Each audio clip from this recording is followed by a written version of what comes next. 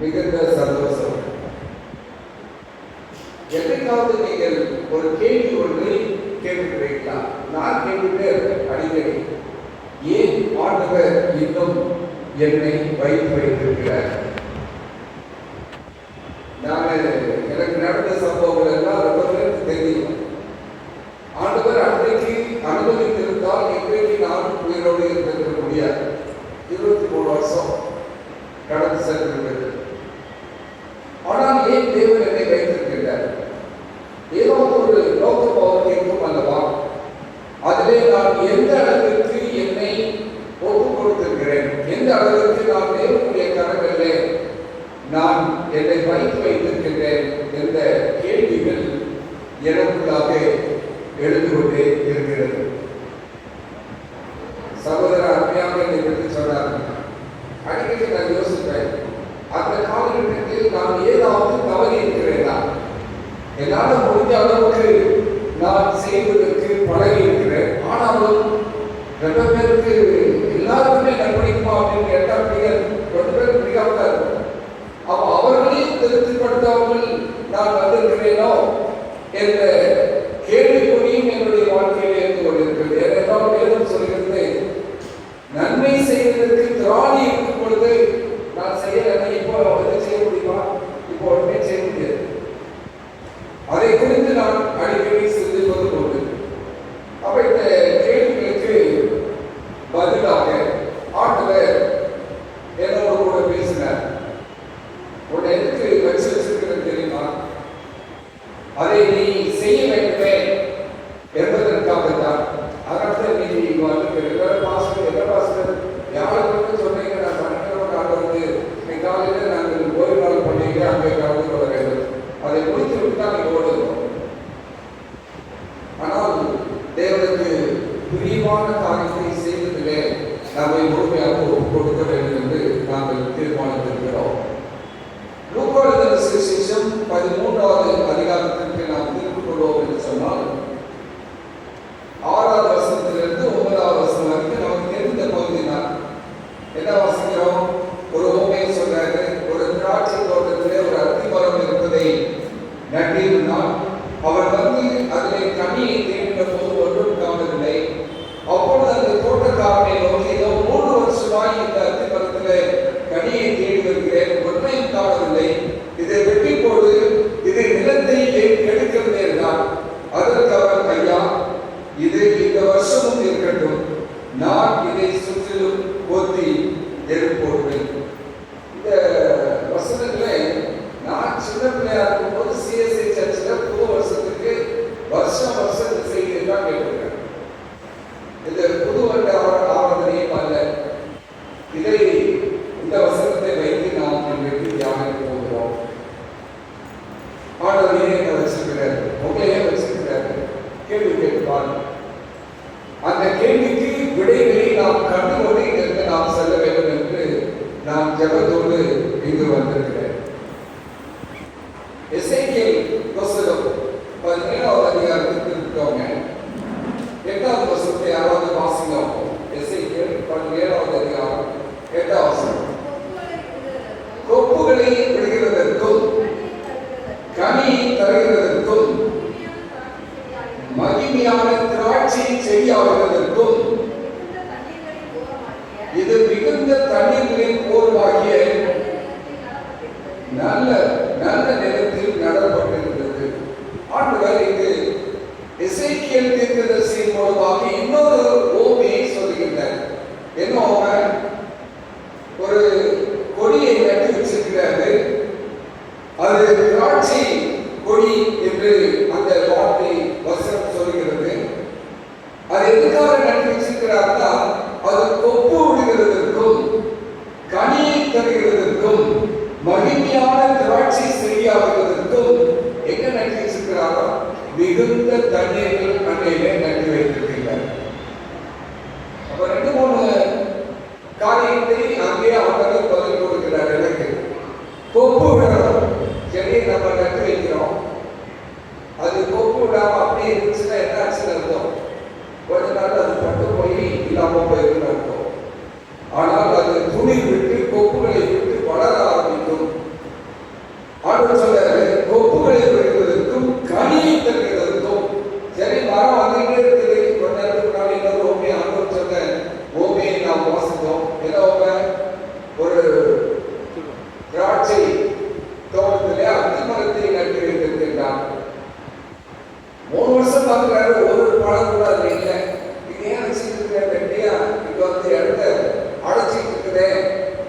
வெட்டி போடு என்று அந்த திராட்சை தோட்டக்காரர் சொல்கிறார். அந்த தோட்டத்தில் வேலை பார்ப்பவர் சொல்கிறார், ஐயா இந்த வருஷத்துக்கும் நான் கொத்தி எரு போடுவேன், அதுக்கப்புறமா நம்ம முடிவு பண்ணுவோம். இப்ப இந்த 2 வருஷத்திலும் ஆண்டவர் உங்களுக்கும் எனக்கு ஒரு செய்தியை வைத்திருக்கிறார். எதற்காக தேவன் என்னையும் உங்களையும் வைத்திருக்கிறார்? என்ன நோக்கத்துடனே நாம் இருக்கிறோம்? நாம் கனி கொடுக்கும் ஒரு வாழ்க்கை வாழ வேண்டும் என்பது தேவனுடைய சித்தம். கனி கொடுக்கிற ஒரு வாழ்க்கை. நம்ம என்ன திராட்சை பழத்தை கொடுக்க போறோமா, இல்ல ஆப்பிள் பழத்தை கொடுக்க போறோமா? மாம்பழம் சீசன் இல்லையா, நல்ல மாங்கனிகளாக இருக்க போகின்றோமா? கொஞ்ச நேரத்தில் பார்ப்போம் எப்படி இருந்திருக்கிறோம், எப்படி இருந்து கொண்டு இருக்கிறோம் என்பதையும் நாம் சிந்திக்க போகிறோம். இன்னும் 2 வசனங்களுக்கு ஒரு வாசனம். 2 ராஜாக்களின் புத்தகம் 19வது அதிகாரம் 30வது வசனம்.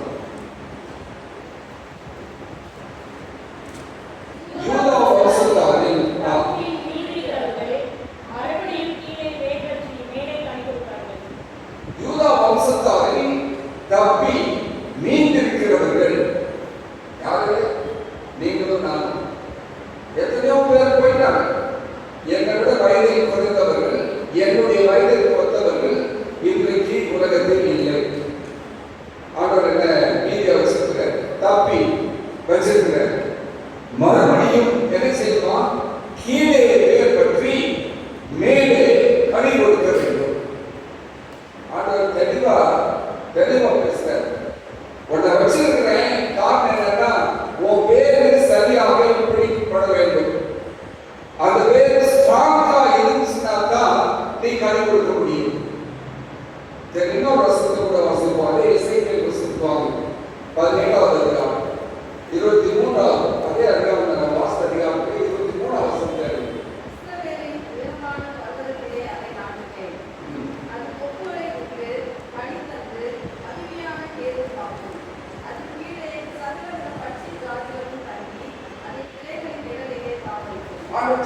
இஸ்ரவேலின் உயரமான பர்வதத்திலே அதை நாட்டுவேன்.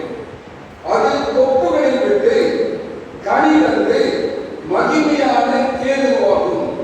அதன் கீழே சகலவித பட்சி ஜாதிகளும் தங்கி அதன் கிளைகளின் நிழலிலே தாவரிக்கும்.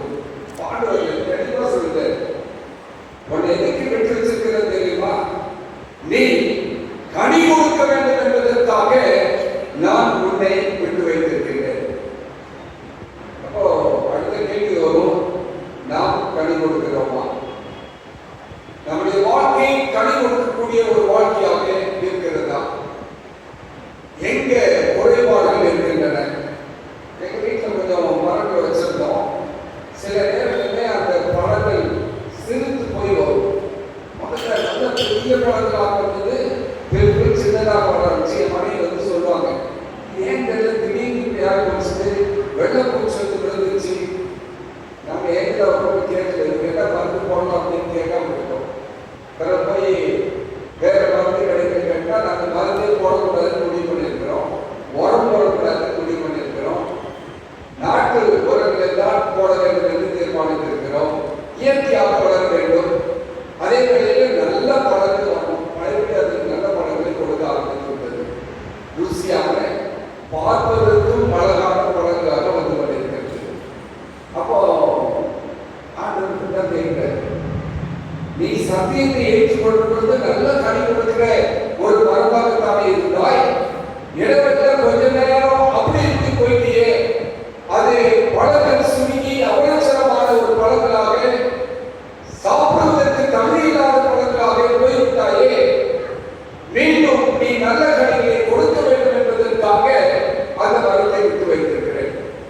எங்களுக்கு அதிகமாக மரத்தை வெட்டுறது தன்னாட்டில் இருந்து அந்த வாழைப்பழத்தை மட்டும்தான் குளத்தண்டத்தில் வெட்டுறாங்க, இல்லைன்னா வெட்டுறதில்லை. அதை பார்த்து ஆண்டவர் என்னையும் உங்களையும் விட்டு வச்சிருக்கிறார். ஒரு 4-5 காரியங்கள் அக்ரிகல்ச்சர்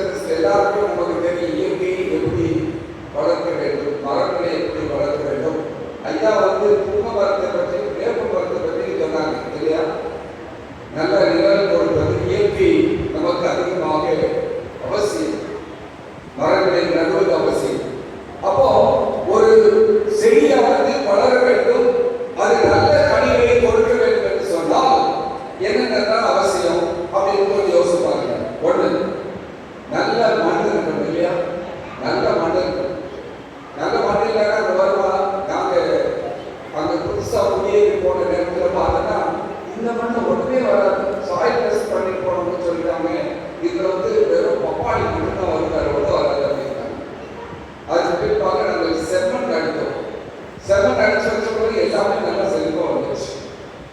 நான் வாசித்து கொண்டிருந்தேன், கிட்டத்தட்ட 70,000 மண் வகைகள் உலகத்தில் இருப்பதாக குறிப்பிட்டிருக்கிறார். 70,000 சாயில்ஸ். இன்னைக்கு காலையில் ஒரு பார்த்துக்கிட்டேன், என்னென்ன விதமான மண் நேரம் இருக்கும்போது கொஞ்சம் பாருங்க. ரெண்டாவது என்னன்னு சொன்னா மழை அவசியம். சார் சொல்லியிருந்தார், போன வாரம் ஜோம் பண்ணோம், மழை பெய்யுது. இந்த வாரமும் வெயில் அதிகமாக இருக்கும் போது வெயில் காலம் தான், ஆனாலும் மழை வரும் என்று வானிலை அறிக்கை சொல்லிக் கொண்டிருக்கிறது. நல்ல மழை வேண்டும், ஏனென்றால் தண்ணீர் அவசியம். மூன்றாவது மழையே பெய்கின்றதுன்னா பதப்பாச்செடி சூரிய வெளிச்சமும் அவசியமாக இருக்கின்றது. நாலாவது என்னன்னு சொன்னா பருவ காலங்கள் மாற்றப்பட வேண்டும். எப்போ வெயில் காலம் இருக்கணுமோ வெயில் காலம் இருக்கணும். நான் அங்க கொஞ்சம் உரம் வாங்குவதற்காக புண்ணாக்கெல்லாம் வாங்குறது போயிருந்தேன். அப்போ ஒருத்தர் வந்து என்ன கேட்கிறாரு, செடி பட்டு போயிட்டு இருக்கு. உடனே அந்த நபர் உள்ள இருந்தவர் கேட்டாரு, தண்ணி ஊற்றிக்கிட்டே இருப்பீங்களா? ஆமையா, டெய்லி தண்ணி ஊற்றுவோம். டெய்லி ஊற்றாதுங்க, 3 நாளைக்கு ஒருத்தர் ஊற்றுங்க அப்படின்னு. அப்போ நான் கேட்டேன், வெயில் காலத்தில் பட்டு போயிருமே அப்படின்னு. இல்லை சார், அப்படி போடக்கூடாது, 3 நாளைக்கு ஒரு தடவை தண்ணி கொடுத்து அப்போ தான் அந்த செடி நிற்கும். பருவ காலங்கள் மாறிக்கொண்டே இருக்கின்றன. நான் 5வது காரியமாக பண்பாடு, அந்த நிலத்தை எப்படி பண்படுத்தி அதிலே நாம் மரங்களை நடுகிறோம் யோசிப்பாங்க. 6வதாக தேவனுடைய ஆசீர்வாதம் அதிகமாக இருக்க வேண்டும். நாங்கள் இருக்கிறதுக்கு முன்பு ஒரு பாஸ்டர் பக்கமாக அந்த சபை போவது எங்களோட கூட்டு வந்தாரு, இன்ட்ரடியூஸ் பண்ணாரு. இவரும் பாஸ்டர் தான், நீங்களும் உங்களுக்கு தானே அப்படின்னாரு. அங்கே உள்ள பார்த்துட்டு எங்க வந்து கேட்கிறாரு, மாஸ்டர் ஜோம் பண்ணலாமா ஐயா அப்படின்னாரு. ஜோம் பண்றதுக்கு ஒரு தடையா, ஜோம் பண்ணுங்க அப்படின்னு. எனக்கு ஆச்சரியப்பாரு, சலவான ஜோம் பண்றாரு. என்ன பண்றாரு தெரியுமா? இந்த இடத்துல ஆண்டுகள் இப்படிப்பட்ட அமோக விளைச்சலை கொண்டு போகிறார், இப்படி கொண்டு போறார் அப்படின்னு சொல்லி ஜோம் பண்ணிட்டே இருக்கிறார். எனக்கு கொஞ்சம் ஆச்சரியமா இருந்துச்சு. இங்க வீடு கட்டுறதை பார்க்க வந்தாரா, இல்லை இந்த இடத்துல என்ன மனித பொருட்கள் சொல்லி வந்தாரா? ஆண்டுகள் வெளிப்படுத்துகிறார். ஆண்டவருடைய ஆசீர்வாதம் அவசியம். அப்போ நம்முடைய ஆவிக்குரிய வாழ்க்கையிலே நாம் கனிகளை கொடுக்க வேண்டும் என்று சொன்னால், இது சாதாரண ஒரு மரம் செடி வளர்க்கணும்னு சொன்னா இதெல்லாம் அவசியம் சொன்னா, ஆவிக்குரிய வாழ்க்கையிலே நீங்களும் நான் கனி கொடுக்க வேண்டியவர்களாக இருக்க வேண்டும் என்று சொன்னால் என்னெல்லாம் அவசியம்? வேகமாக சில காரியங்களை பார்ப்போம். ஒன்று, யோவான் 15வது அதிகாரத்துக்கு வாங்க. யோவான் 15வது அதிகாரம் வசனம் 4-5. என்னில் நிலைத்திருந்தால் நானும் உங்களில் நிலைத்திருப்பேன். கொடியானது திராட்சை செடியில் நிலைத்திராவிட்டால் அது தானாய் கனி கொடுக்க மாட்டாது போல, நீங்களும் என்னில் நிலைத்திராவிட்டால் கனி கொடுக்க மாட்டீர்கள். நானே திராட்சை செடி, நீங்கள் கொடிகள். ஒருவன் என்னிலும் நான் அவனிலும் நிலைத்திருந்தால் அவன் மிகுந்த கனிகளை கொடுப்பான். என்னை இல்லாமல் உங்களால் ஒன்றும் செய்யக்கூடாது.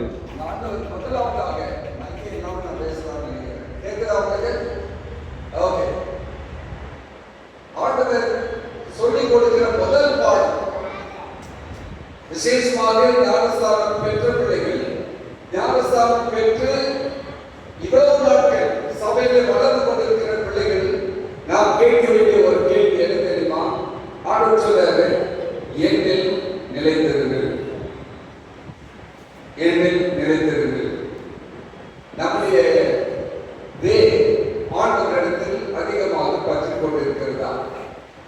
சில நேரத்தில் மரம்லாம் அப்படி ஈஸியா சாய்ந்து விழுந்துடும். நல்ல பெரிய மரமா இருக்கும், கீழே விழுந்துடும். ஒரு சின்ன காத்து ஏன் என்று பார்த்தால் அதனுடைய வேர் சரியாக ஆழமாக சென்றிருக்காங்க.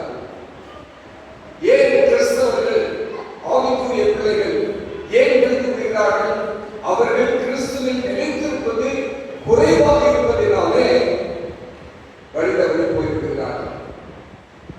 உலகத்தின் மாயமாகத்தில் சில நேரங்களிலே யோபுவை போல என் கண்ணுக்கு நான் ஒரு உடன்படிக்கை பண்ணி கொண்டேன், அப்படி பண்ணாம இருந்தோம் சொன்னா நம்மளும் இருக்கு. இன்றைக்கு ஆண்டவர் கற்றுக் கொடுக்கிற ஒரு பாடம், நம்முடைய அடித்தளம் எப்படி இருக்கிறது?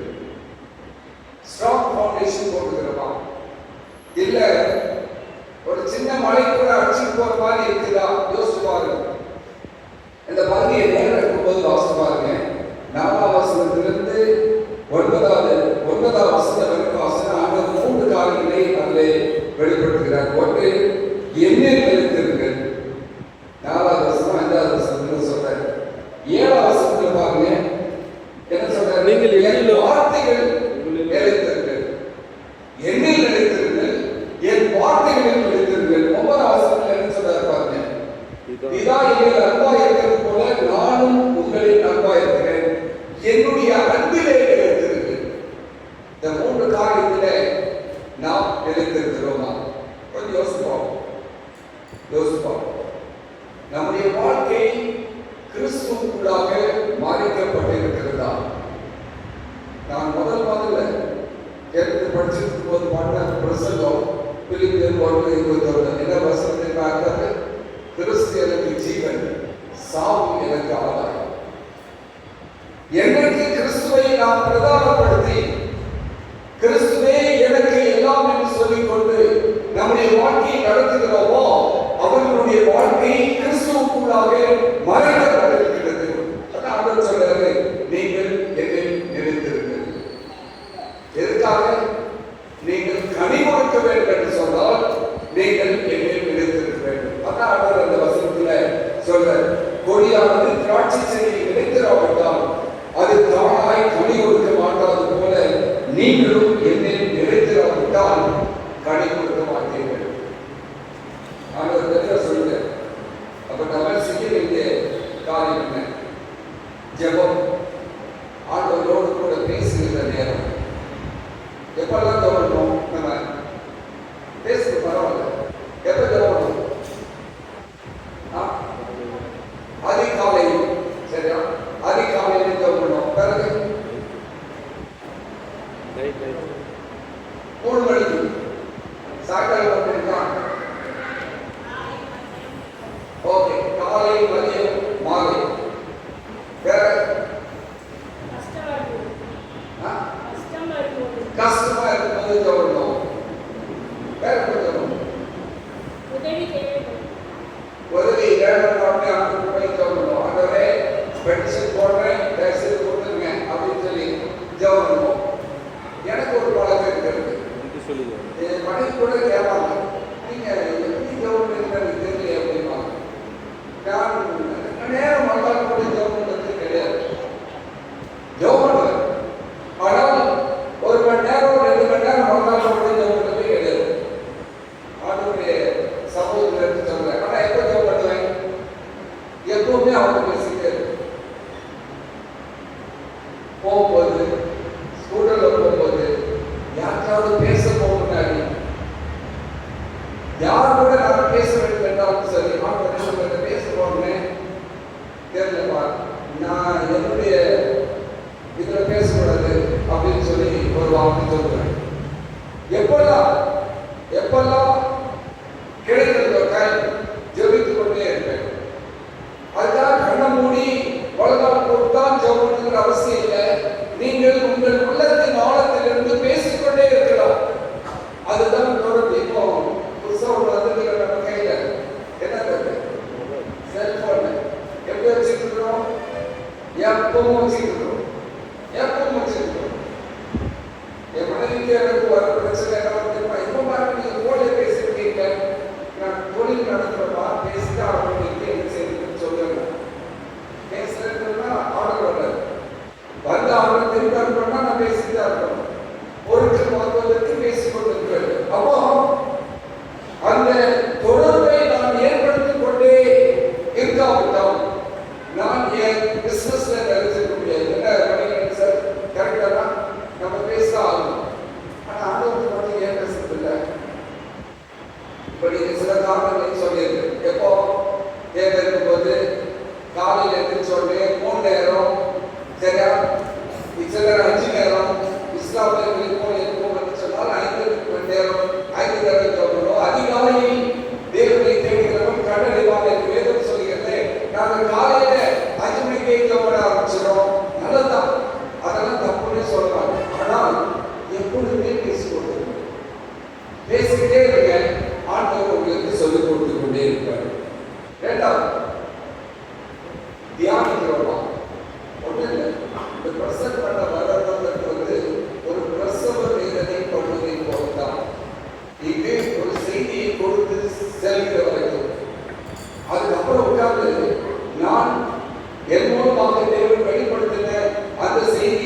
நான் கேட்கிற வரைக்கும் எனக்கு வந்து ஒரு போராட்டம் இருந்துகிட்டே இருக்கும். ஆண்டவர் எனக்கு என்ன வெளிப்படுத்தி இருக்கிறார். நான் போய் உட்கார்ந்து கேட்பேன். மத்தியானம் போய் உட்கார்ந்து கேட்டுட்டு இருப்பேன். அதுக்காக ரெக்கார்ட் பண்ணி சொல்றது. கேட்க கேட்க ஆண்டவர் எனக்கு என்ன வைத்திருக்கிறார் என்பதையும் நான் படித்துக் கொண்டே இருக்கிறேன். அதெல்லாம் படிச்சு தேர்தல் இல்லை, படிக்க ஆரம்பிச்சு. அப்போ நம்முடைய தியானம் எப்படி இருக்கிறது? தியானம் எப்படி இருக்கிறது? அப்போ நம்முடைய வாழ்க்கையிலே நாம் நிலைத்திருக்க வேண்டும் என்று சொன்னால், ஆண்டவருக்குள்ளாக நாம் நிலைத்திருக்க வேண்டும் என்று சொன்னால், நாம் வேறு பற்றி மேலே கனி கொடுக்க வேண்டும் என்று சொன்னால், ஆண்டவருக்குள்ளாக கிறிஸ்துவுக்குள்ளாக நிலைத்திருங்கள். அப்பொழுது நீங்கள் கனி கொடுப்பீர்கள். 92 சங்கீதம் வாங்க. சங்கீதம் 92 வசனம் 13. இதுதான் கர்த்தருடைய ஆலயத்திலே நாட்டப்பட்டவர்கள் நீங்கள் தேவனுடைய பிரகாரங்களில் செலுத்திருப்பார்கள். ஓகே, கர்த்தருடைய ஆலயத்தில் நாட்டப்பட்டவர்கள் எங்கள் தேவனுடைய பிரகாரங்களில் செலுத்திருப்பார்கள். செலுத்திருப்பார்கள் என்ன அர்த்தம்? கனி கொடுக்கிறவர்களாக இருப்பார்கள். எங்க யாரெல்லாம் சர்ச்சுக்கு ரெகுலரா வர்றீங்களோ அவங்க வாழ்க்கையில நிச்சயமாக ஒரு வாக்கு இருக்கு. ஏதாவது ஒரு விதத்தில் ஆண்டவர் பேசிக்கொண்டே இருப்பார். உணர்ந்து தொடுவார். நம்மை சரியான பாதையிலே நடந்து செல்வதற்கு தேவன் செய்வார். அப்போ we need to be planted in the church. என்னைக்கு இந்த கொரோனா வந்துச்சோ அதுல இந்த சர்ச் எங்க போயிடுச்சு தெரியுமா? எங்க போயிடுச்சு? வீட்டுக்கு போயிடுச்சு. சர்ச்ல இல்ல, வீட்டுல இருக்கு. ரொம்ப பேர் சபைக்கு வருவதையே எங்கேயாவது சர்ச்சில் உட்கார்ந்து, ஏன் சர்ச்சில் இல்ல, நம்முடைய சத்தியத்தை ஏற்றுக்கொண்ட சபைகள் ஒரு நாள் போய் இருக்கணும். அன்னைக்கு சபையில போய் இல்லைன்னு சொன்னா எனக்கெல்லாம் இன்னும் பெரிய சுகவீனமாக இருப்பது போல இருக்கும். நாம் சபையிலே நாட்டப்பட்டிருக்கிறோம். Be planted. நாம் உறுதியாக நாட்டப்படவில்லை என்று சொன்னோம்.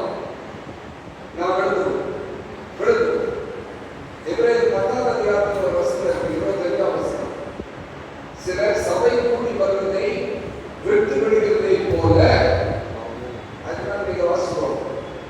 அநேகர் இன்றைக்கு இந்த சபையை வந்து பார்க்கும்போது எனக்கு வந்து கொஞ்சம் மனசு வருத்தம் வரும்.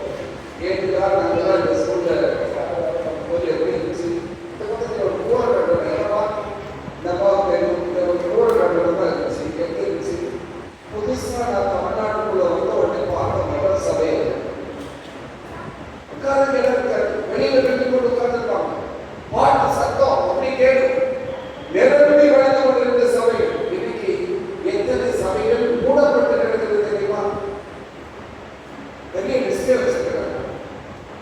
அங்கு செல்வதற்கு, அங்கு ஆலயத்திற்கு வருவதற்கு ஆள் இல்லை, அந்த ஆலயத்தை பார்ப்பதற்கு ஊழியக்காரர்கள் இல்லை.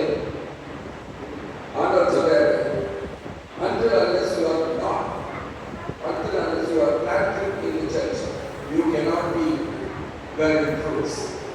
நீங்கள் சபையில் நாட்டப்படாவிட்டால் நம்மால் கனி கொடுக்க முடியாது. அது வந்து நாம் ஆலோசிக்க வேண்டிய ஒரு காரியம். இன்னொரு வசனத்தை வாசிக்கிறேன், 84வது சங்கீதம். அதில் நேரம் இருக்கும்போது 1, 2, 4, 10 வசனங்களை வாசிப்பாங்க. எல்லாமே சங்கீதக்காரர் சொல்கிறார். அந்த சங்கீதத்தில் சேனைகளின் கர்த்தாவே உமது வாசஸ்தலங்கள் எவ்வளவு இப்ப பாடுகிறீர்கள். அடுத்த வசனத்தில் பாருங்கள், ஆலய பிரகாரங்களில் வாஞ்சியும் தவறுமாக இருக்கிறது. கீழே வந்தீங்கன்னா திருச்சூழல் உங்களுடைய வீட்டில் வாசமாக இருக்கிறவர்கள் பாக்கியவான்கள், அவர்கள் எப்பொழுதும் உண்மை துதித்துக் கொண்டே இருப்பார்கள். வசனத்தில் 1000 நாட்கள் ஆகாமிய கூடாரங்களில் செல்லும் நாட்களை காட்டிலும் உங்களுடைய கூடாரத்தில் ஒரு நாள் தங்கி இருப்பதே ஒரு நாள் தான் வரும். வெள்ளிக்கிழமை வந்ததே நின்று போச்சு. இன்றைக்கு ஆலயத்தில் நாட்டப்பட்டவர்களாக இருந்து கொண்டிருக்கிறோமா? 122 சங்கீதத்தில் நீங்க வாசிக்கலாம். எவ்வளோ வசனத்தில் சொன்னாரு, ஆலயத்திற்கு ஓம் சொன்ன உடனே எப்படி இருந்தார்? கர்த்தருடைய ஆலயத்துக்கு போவோம் வாருங்கள் என்று எனக்கு அவர்கள் சொன்னபோது மகிழ்ச்சியா இருந்தேன். இன்னைக்கு சர்ச்சுக்கு வந்து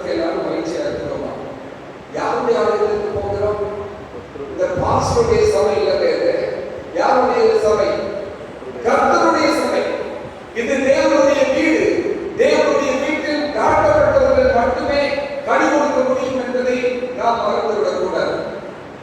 மூணாவது ஒன்னாம் சங்கீதம் யாருக்காவது தெரியாதவங்க இருக்கிறீங்களா?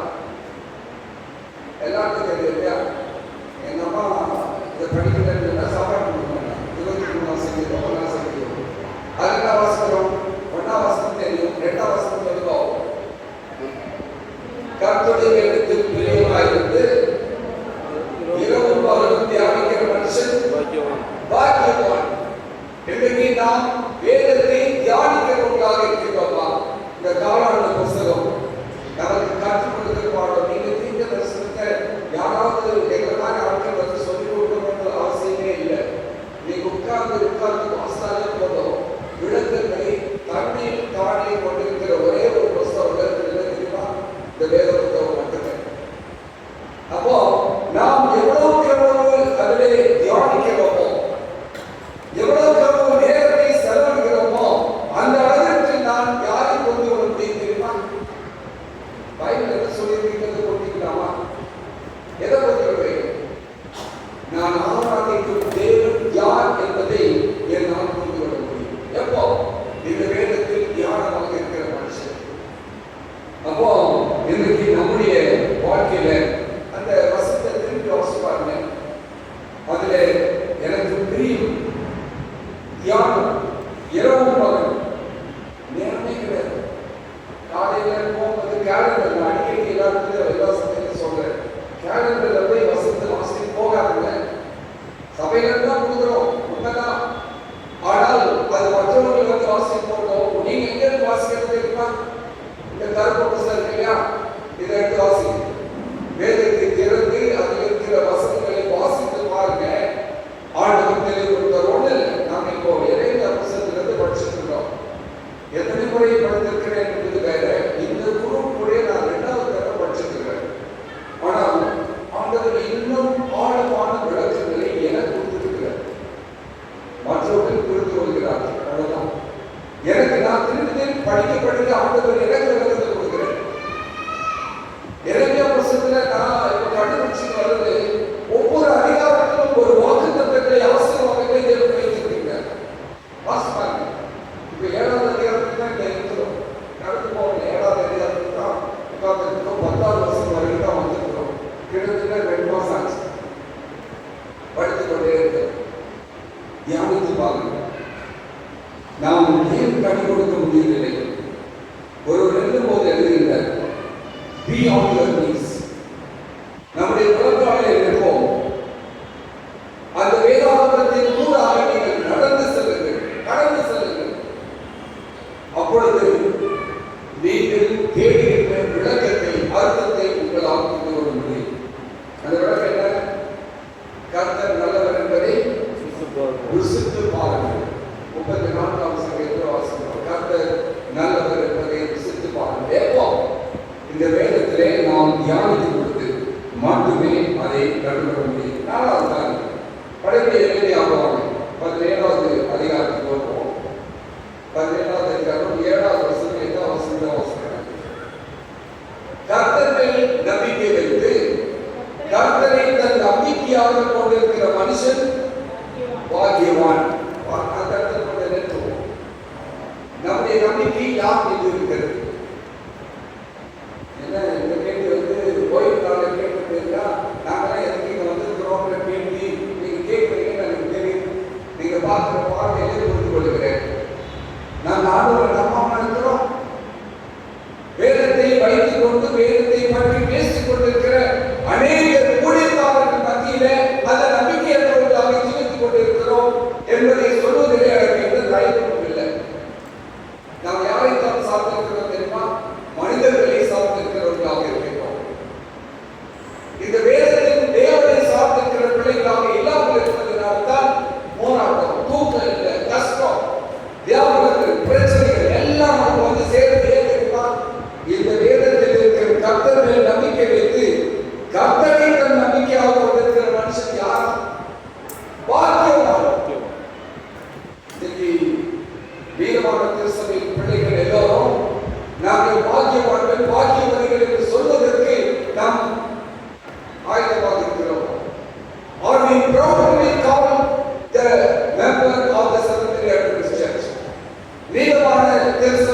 சத்தியம், நித்திய ராஜ்யத்தின் சுவிசேஷத்தை உடைய சத்தியம், 10 கற்பனைகளையும் இயேசுவின் மீதுள்ள விசுவாசத்தை வைத்திருக்கிற சத்தியம், 28 கோட்பாடுகளை பற்றி நாம் கேள்விப்படுகிறோம், வாசித்திருக்கிறோம்.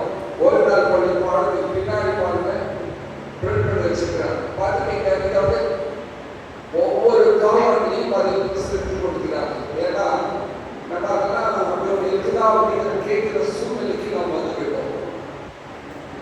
அதனால திருப்பி பண்றாங்க. அப்படியாவது நாம் வாசித்து சும்மா வாசிக்க போறோம், ஒரு பிரசங்கமே கேட்க வேண்டாம். நாம் தியானிப்பதற்கு காத்திருக்கிறோம், நம்பிக்கை எதிரே வைத்திருக்கிறோம். அவன் எப்படி இருப்பாங்க? அவன் தண்ணீர் எல்லையிலே நாட்டப்பட்டதும் கால்வாய் ஓரமாய் தன் வேர்களை விடுகிறதும் உஷ்ணம் வருவதை காணாமல் இலை பச்சா இருக்கிறதும் மனத்தாட்சியான வருஷத்திலும் வருத்தமின்றி தப்பாமல் கனி கொடுக்கிறதுமான மரத்தை போல இருப்பான். அந்த வண்ணாசிரியத்தில் என்ன வசனம்? அவன் நீர்கால்கள் ஓரமாய் நடப்பட்டு தன் காலத்தில் தன் கனியை தந்து இலையுறாக இருக்கிற மரத்தை போல இருப்பான். அந்த மாதிரி என்ன சொல்றாரு? செய்வதெல்லாம் வாய்க்கும். அந்த அவன் செய்ததெல்லாம் வாய்ப்புங்கிற அந்த வாக்குத்தத்தம் வேணும் நினைக்கிறோமா இல்லையா? வேணும் நினைக்கிறவங்க நம்ம வாழ்க்கையில நான் நினைச்சது தெரியுமா? இரவும் பகலும் தியானிக்கிற பிள்ளைகளாக. அப்படி தியானிக்கும் பொழுது நாம் அந்த நீர்கால்களின் ஓரமாய் நடக்கிற பிள்ளைகள் பஞ்சமே வரக்கூடாது. நம்ம வாழ்க்கையில் எந்த கஷ்டத்தின் மத்தியிலும் அந்த யூத வாலிபர்கள் என்ன சொன்னார்கள்? எங்கள் ஆண்டவர் எங்களை தப்புவிக்க வல்லவராக இருக்கிறார். ஒரு வேலை தப்பியாமல் போனாலும் நாங்கள் என்ன செய்ய மாட்டோம், அடங்க மாட்டோம். இன்றைக்கு நம்முடைய வாழ்க்கையில நான் ஜெபிக்கிறதுக்கு இந்த காலையில எத்தனை பேர் ஊழிய அறிக்கையை கேட்கிறேன். தாலிபான தெரியுமா? நம் ஜபத்திற்கு எல்லாம் பதில் கிடைக்கிறது. நான் தான் மாஸ்டர் பண்ணேன், அதனால எனக்கு தெரியும், நல்லாவே தெரியும். நாம் ஜபத்திற்கு பதில் கிடைக்கிறதா? ஜபத்திற்கு பதில் கிடைப்பதில்லை என்ற பதில் வருகிறது. இல்லை, எல்லா ஜபத்திற்கும் ஆண்டவர் பதில் கொடுக்கின்றார். ஆம் என்றும் இல்லை என்றும் காத்து என்றும் தேவன் பதில் கொடுக்கின்றார். அப்போ நம்முடைய வாழ்க்கை எப்படி இருக்கிறது? யாரை நம்ம இருக்கிறோம்? பைபிள்ல சென்டர் ஆஃப் த பைபிள், அந்த வசனங்களில் மத்திய பகுதியில் ஒரு வசனம் இருக்கு. எந்த அதிகாரம் தெரியுமா? 118ஆம் சங்கீதம் 8ஆம் வசனம் என்ன சொல்கிறது? யாராவது எடுத்து வாசிக்கலாம். அதான் பைபிளுக்கு சென்டர்.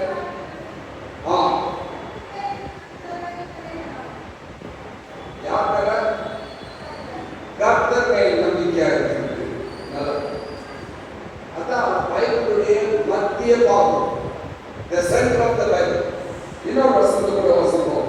ஏசாயா 2ஆவது அதிகாரம், ஏசாயா 2ஆவது அதிகாரம் 22ஆம் வசனம்.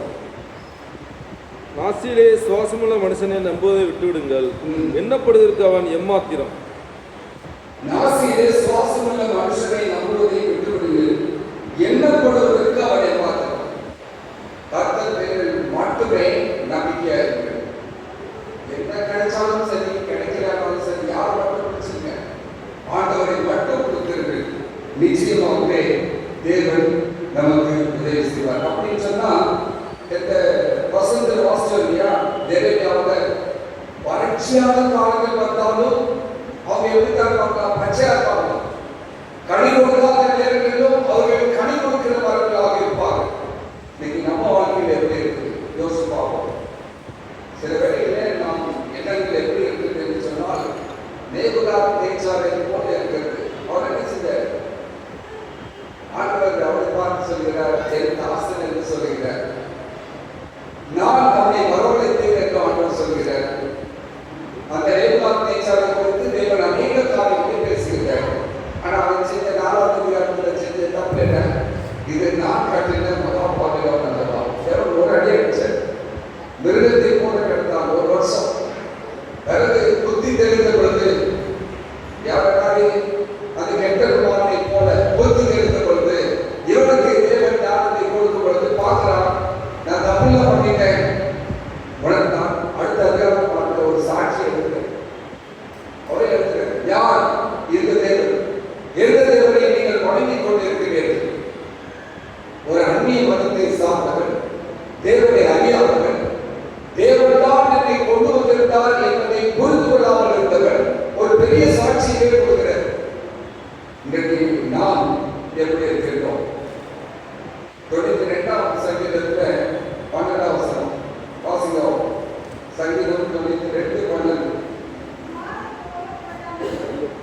நீதிமான் பனையைப் போல செழித்து நீதிமான் பனையைப் போல செழித்து லீபனோனில் உள்ள கேதுருவைப் போல இருப்பான். லீபனோனில் உள்ள கேதுருவைப் போல வளருவான்.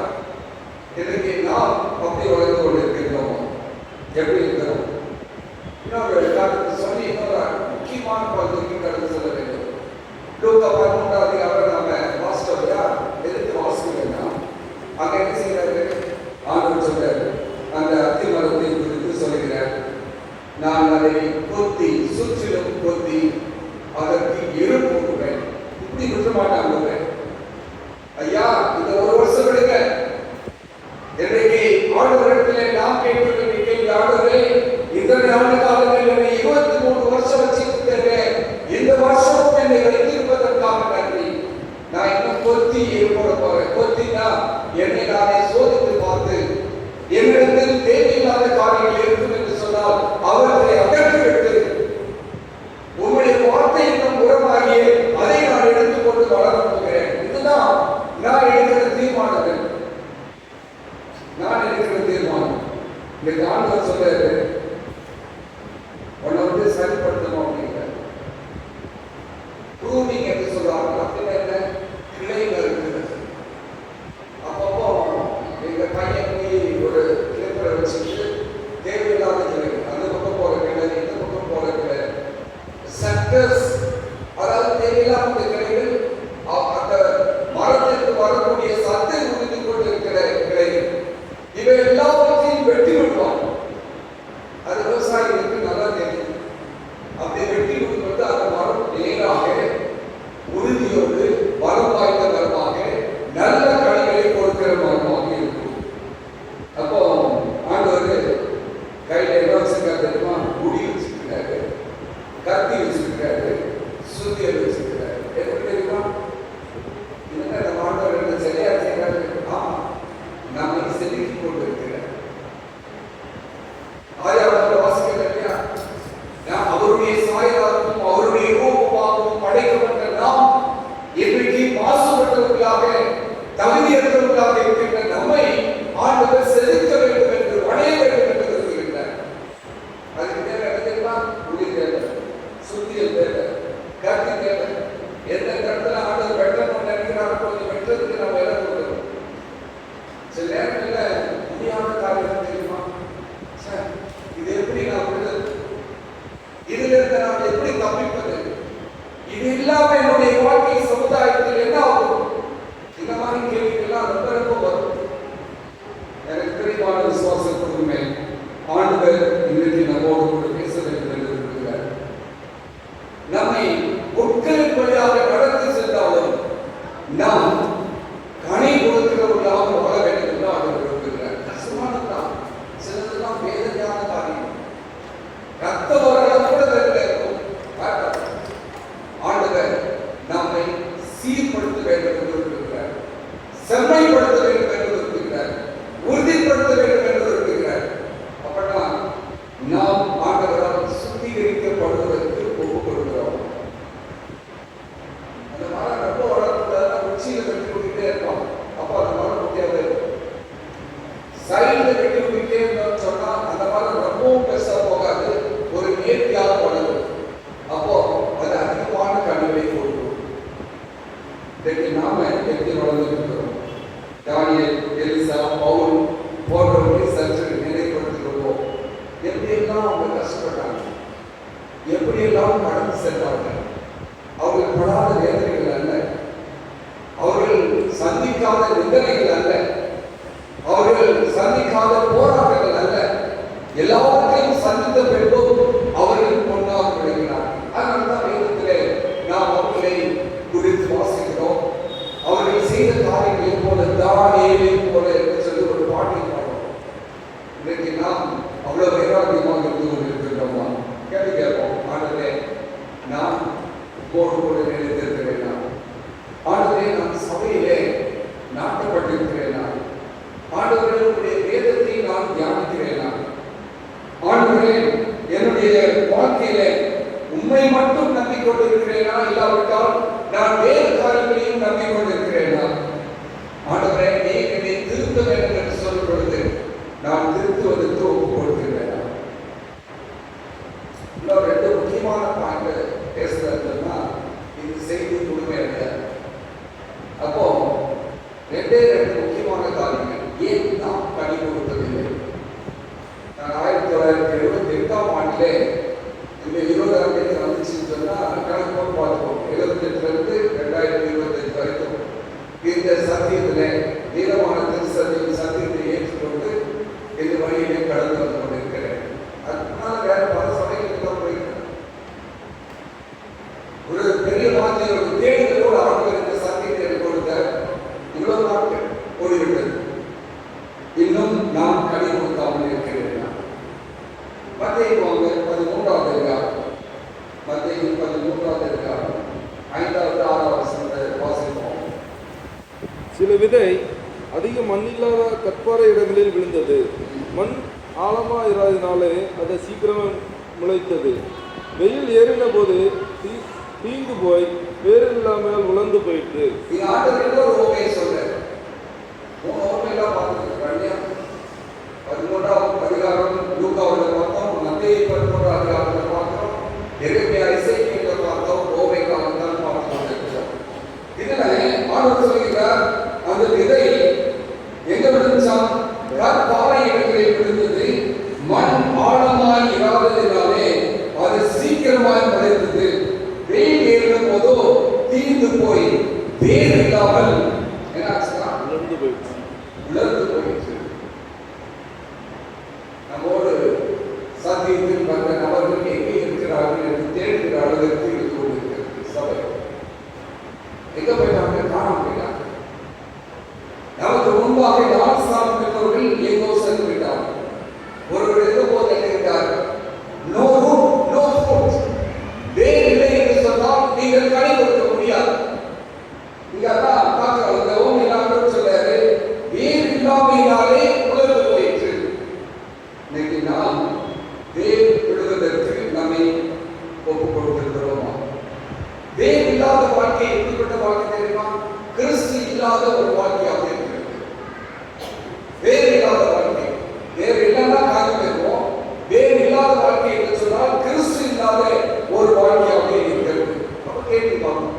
என்ன கேள்வி? யார் என்னுடைய வாழ்க்கையை நடத்தி கொண்டிருக்கிறார்கள்? இயேசு கிறிஸ்துவா இல்லாவிட்டால் வேறு யாராவது நடத்தி கொண்டிருக்கிறார்களா?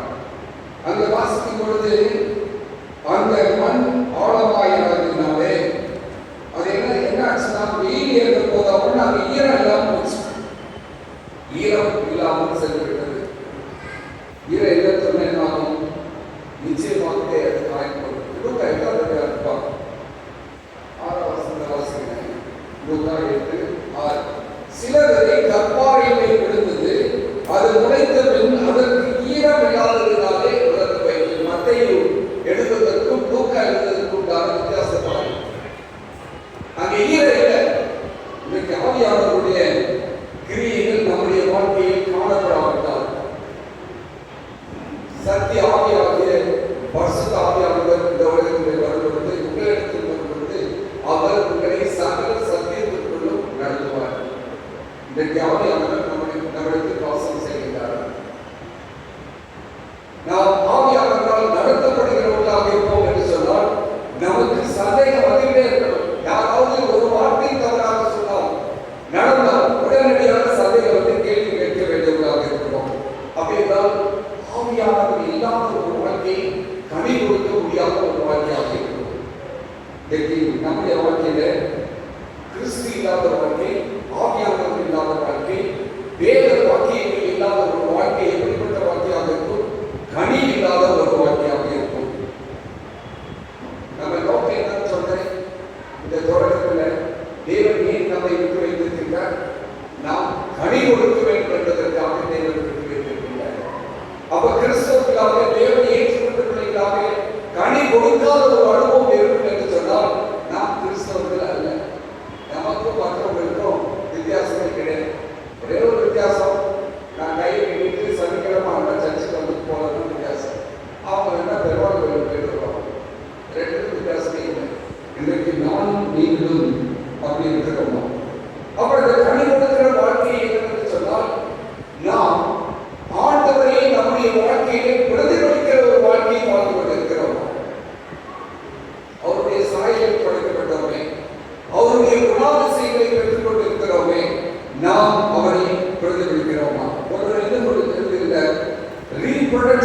Christ's character is bearing fruit.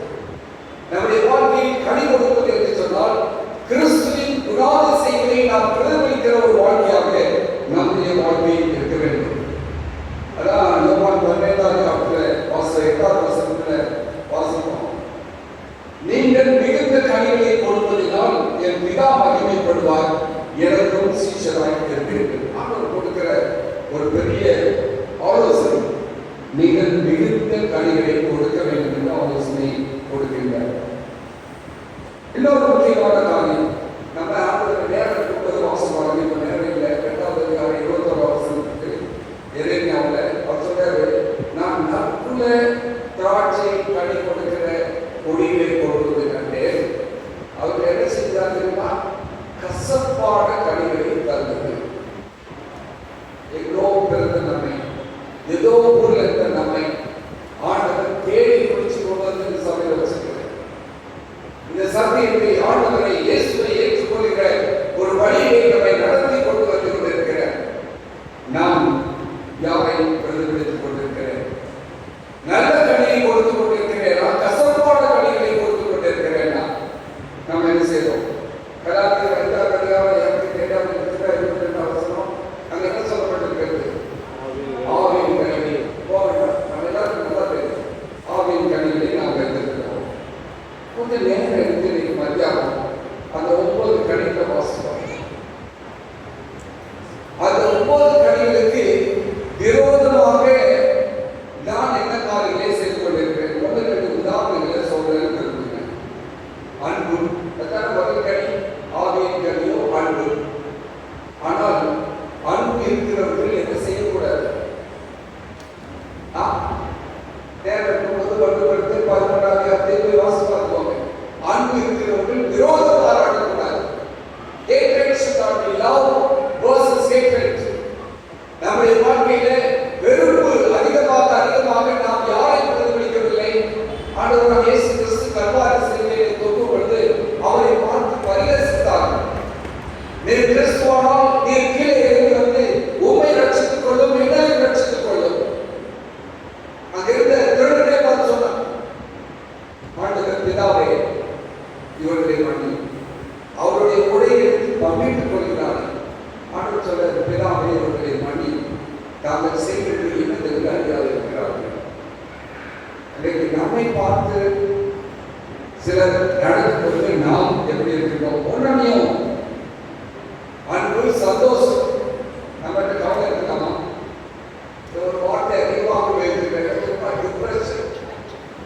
Doctor கேட்டால் எல்கேஜி கேட்டால் டிப்ரெஷன் இல்லையா? டிப்ரெஷன் இருக்குது அப்படின்னு சொல்றாங்க. ஒரு 5 நிமிஷத்துல முடிச்சது நேரம் கடந்து கொண்டு இருக்கிறது. அன்பு, சந்தோஷம் இருக்கிற வாழ்க்கையிலே துக்கம் இருக்கக்கூடாது, மன அழுத்தம் இருக்கக்கூடாது, குறைபாடுகள்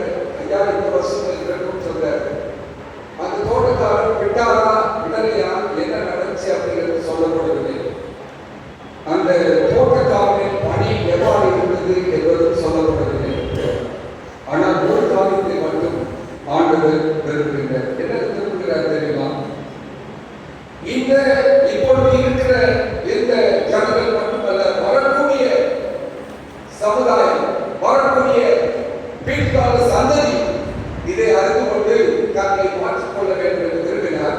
ஆகினாலே அதற்கு கன்க்ளூஷன் கொடுக்காமலே எழுதிட்டார். நேரம் எழுதினார். நம்ம வாழ்க்கையில நாம் என்ன செய்து கொண்டிருக்கிறோம்? 2 தான் சொல்லி முடிச்சது. தேவன் வாஞ்சோடு பார்த்து கொண்டிருக்கிறார். ராஜேந்திரனே, உன்னை நான் அழைத்திருக்கிறேன், நீ கனி கொடுத்திருக்கிறாய். நான் செய்ய வேண்டிய காரியம் என்ன? நான் யாரிடத்தில் என்னுடைய வாழ்க்கையை கொடுத்து கொண்டிருக்கிறேன்? ஓசியா 11ஆம் அதிகாரத்திலிருந்து வந்து வாசிப்பார்கள். ஓசியா 11ஆம் அதிகாரம் 8ஆம் வசனம். ஆண்டவருடைய குணங்களை நம்மால் வாசிக்கிறோம். ஓசியா 11ஆம் அதிகாரம் 8வது 9வது வசனம். எபிராயிமே, நான் உன்னை எப்படி கைவிடுவேன்? இஸ்ரவேலே, நான் உன்னை எப்படி ஒப்புக் கொடுப்பேன்? நான் உன்னை எப்படி ஆத்மாவை போலாக்குவேன்?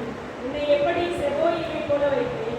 என் இருதயம் எனக்குள் புலம்புகிறது, என் பரிதாபங்கள் ஏகமாய் பொங்குகிறது. இதான் ஆண்டவர் நம்மை பார்த்து, என்னை பார்த்து, உங்களை பார்த்து சொல்லுகிற ஒரு வார்த்தை. உன்னை ஒப்புக் கொடுக்க மாட்டேன். யார்கிட்ட ஒப்புக் கொடுக்க மாட்டேன்? நான் தான் என் கைக்குள்ள வச்சுக்கணும். உன்னை விட மாட்டேன். நீ என்னை ஏற்றுக்கொண்டு வந்ததினாலே உனக்கு எல்லா சூழ்நிலைகள் மத்தியிலும் நான் உன்னோடு கூட இருக்க போகிறேன். தேவனுக்கு வாக்குத்தத்தம் கொடுக்கின்றார். ஏனென்றால் நான் மனுஷன் அல்ல, தேவனாக இருக்கிறேன். நான் உன் நடுவில் உள்ள பரிசுத்த ஆண்டவர் கொடுக்கிற ஒரு பெரிய வாக்குத்தத்தம். இன்றைக்கு நம்முடைய வாழ்க்கையிலே நாம் என்ன செய்து கொண்டிருக்கிறோம்? நேரம் கடந்து கொண்டிருக்கிறது. இப்போ பிரசனத்துக்கு இல்லை, வாழ்க்கைக்கு நேரம் கடந்து கொண்டிருக்கிறது. யோசிப்போம், இன்னும் எவ்வளவு நாளும் தெரியாது. நம்முடைய வாழ்க்கையிலே தேவனுடைய சத்தத்திற்கு செவி கொடுப்பதற்கு நாம் ஆயத்தமாக இருக்கின்றோமா? அவருடைய அன்பான அழைப்பிற்கு நாம் எப்பொழுதும் இணங்கி நடக்கிறவர்களாக இருக்கின்றோமா? எப்பொழுதும் அவரிடத்தில் வருவதற்கு நாம் ஆயத்தமாக இருக்கின்றோமா? அவரோடு கூட இணைக்கப்பட்டவர்களாக, யோவான் ஆசிரியர், நாம் நிலைத்திருக்கிறவர்களாக இருந்து கொண்டிருக்கிறோமா? கனி கொடுக்கிறவர்களாக இருக்கிறோமா? அப்ப இன்னொரு காரியத்தை சொல்லாமல் விட்டுட்டேன். சொல்லாமல் போனால் நிறைவேறும். நாம் ஆத்ம ஆதாயம் செய்கிறவர்களாக இருக்கிறோமா? இன்றைக்கு எத்தனை பேர் இதிலே நாம் தேவனுடைய சத்தியத்தை சொல்வதற்கு காத்து கொண்டிருக்கிறோம்? நேரம் மத்தியானம் ஓசியா 14வது அதிகாரத்தை வாசிப்பாங்க. 1 முதல் 8 வசனங்கள். ஆண்டவர் சொல்ல, கர்த்தரிடத்தில் திரும்புங்கள், நீ திரும்பு என்று ஆண்டவர் சொல்கிறார். கர்த்தரிடத்தில் திரும்பு, வார்த்தையை கொண்டு கர்த்தரிடத்தில் திரும்புங்கள். ஆண்டவர் கொடுக்கிற ஒரு வார்த்தை. உதடுகளின் காலைகளை செலுத்துவோம், தோத்திர பலிகளை செலுத்துகிறவர்களாக இருக்க வேண்டும். நாங்கள் வேறு எதுவும் என்னை ரட்சிப்பதில்லை என்று சொல்கிறார். நான் அவர்கள் சீர்கேட்டை குணமாக்குவேன், மனப்பூர்வம் வயசுகிறேன். நான் இஸ்ரவேலுக்கு பணியை போல் இருப்பேன். அவன் நீலி புஷ்பத்தை போல் மலருவான், லீபனோனை போல் வேரூன்றி நிற்பான். இந்த காந்தவர் பணியை போல நம்மோடு கூட இருக்கிறார். நீலியை போல மலர வைக்க போகிறார். வாடி போயிருக்கிறதா, அவர்கள் வாழ்க்கை வாடி போயிருக்கிறதா, ஆண்டவர் மலர வைப்பார். சந்தோஷம் இல்லாமல் இருக்கிறீர்களா, ஆண்டவர் சந்தோஷத்தை கொடுப்பார். எப்போ? கண்டிஷன் தான். ஆண்டவருடைய வார்த்தைகள் எல்லாம், வாக்குத்தத்தங்கள் எல்லாம் கண்டிஷனோடு தான் இருக்கும். நீங்கள் எண்ணில் நினைத்திருந்தால் நீங்கள் இறுதியான கனிவை கொடுப்பீர்கள். இன்றைக்கு ஞானஸ்தானம் பெற்றவர்களாக இருந்தாலும் சரி, முன்பாக பெற்று 50 வருடங்களுக்கு மேலாக ஆனவர்களாக இருந்தாலும் சரி, நீங்களும் நான் எடுத்து வேண்டிய தீர்மானம், நான் ஆண்டவருக்காக கனி கொடுக்கிறேன். கனி கொடுக்காமல் இருக்கிறேன் என்று சொன்னால் என்னிடத்தில் எது தடையாக இருக்கிறது? நான் இன்னும் ஆழமாக வேறுபடவில்லையா? இல்லாவிட்டால் நான் யாரை கற்றுக் கொண்டிருக்கிறேன்? சற்று சிந்திப்போம். ஆண்டவருடைய கருத்திலே ஒப்புக் கொடுப்போம். ஆண்டவரே, என்னை சரியான வழியிலே நடத்தும், நான் கூடிய வழியிலே நடக்க என்னை ஒப்புக் கொடுக்கிறேன். தேவனுடைய கருத்திலே விடுவோமா? ஆண்டவர் சொல்லுமா? நிச்சயமாக நடந்தது. நம்மோடு பேசியிருப்பார் என்று சொன்னார். நாம் இங்கிருந்து ஒரு தீர்மானத்தோடு கடந்து செல்வோம். ஆண்டவருக்காக கனி கொடுப்போம். ஆண்டவருடைய ஊழியத்தை தாங்குவோம். சபையை